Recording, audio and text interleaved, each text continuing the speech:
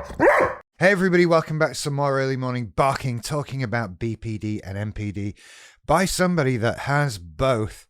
The word of the week this week is confidence, and let me wade right into this one. You see, this is an interesting area for me. I have BPD and I have MPD, and confidence, or the lack of confidence, is a big feature of both of these things.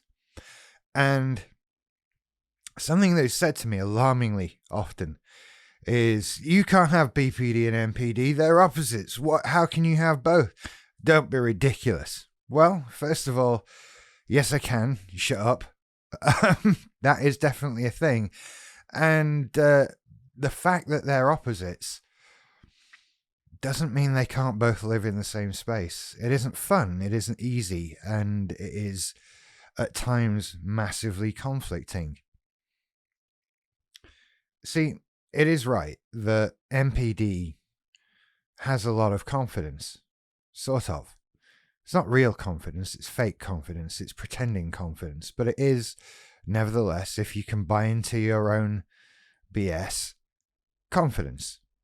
And over on the other side of the fence, we have BPD, which is severe lack of confidence. Like, how do you even live with that? And how do we reconcile these two? For me, it's a question of which one is running the show. It feels like a weird thing to explain. Sometimes the BPD is dominant, sometimes the NPD is dominant. It depends. It depends on what's happening and what my brain needs to get out of each thing. And this area of confidence is an area where the MPD kind of helps the BPD, kind of like makes it better, accounts for it. Yeah, they're opposites, and this, in this instance, feels like a good thing. This is the stuff that makes people who just have BPD occasionally say to me, like, I wish I had your MPD to cope with it. No, you don't, but at the same time, in this case, it's kind of helpful. If I'm feeling super underconfident, if my confidence is shattered, I can build it up again reasonably quickly, and I can move myself over into this headspace of NPD overconfidence. I can have this great arrogance, if you like, about my own abilities and achievements and that sort of thing. I can pull myself up by my bootstraps out of BPD lack of confidence.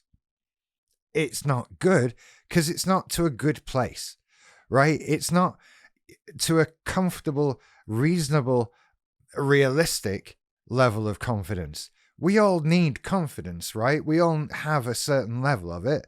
We all have our own faith in our abilities, but there's a healthy level of that, right? There are things you might think you're good at. Do you think you're the best in the world at that? Really? Are you the best footballer? Are you the fastest runner, the strongest person, what the cleverest person? No, probably not. And you know that, and you're cool with that. Because we know our limitations, we know how humans work, it's fine. And that's the normal, healthy level of confidence. Enough to get by, but not enough that you're delusional. But that's not MPD, is it? No. We have to swing all the other way. Let's just go from severe lack of confidence to all the confidence in the world, to far too much confidence, because that's what we need. And it makes us look a bit, I don't know, it's almost bipolar in its features. We go from one extreme of down to another extreme of up. And you can start to see how these things become difficult to diagnose. It's a similar thing. It looks the same. It looks like going from a down phase into a manic phase. Because suddenly 1 minute, it's not worth going on with anything. Anything's rubbish. Everything's done with. It's over. Why even try? To, oh my God, I'm the best in the world at this. Everybody should be looking and listening to me. That's not a healthy swing, right? That's not good. That's not how we're meant to function. That's not how this is meant to be. But that's the big emotional confidence swing that you go on with BPD, MPD. when they're both fighting it out for control, for power. And one of them is quite, let's be honest, seductive, enthralling. This feels good over here with the confidence. This is the dark side of the force. That's how I kind of look at it. Come over here and be evil, and then we can take over the galaxy and it will be awesome. And you start to think, yeah, I can do that. Let's go and take over the galaxy. I'm with you, Palpatine. And then it's intriguing. It feels good. It gets you out of that funk that you're in, that despair, that blanket of defeat you can get wrapped up in with BPD.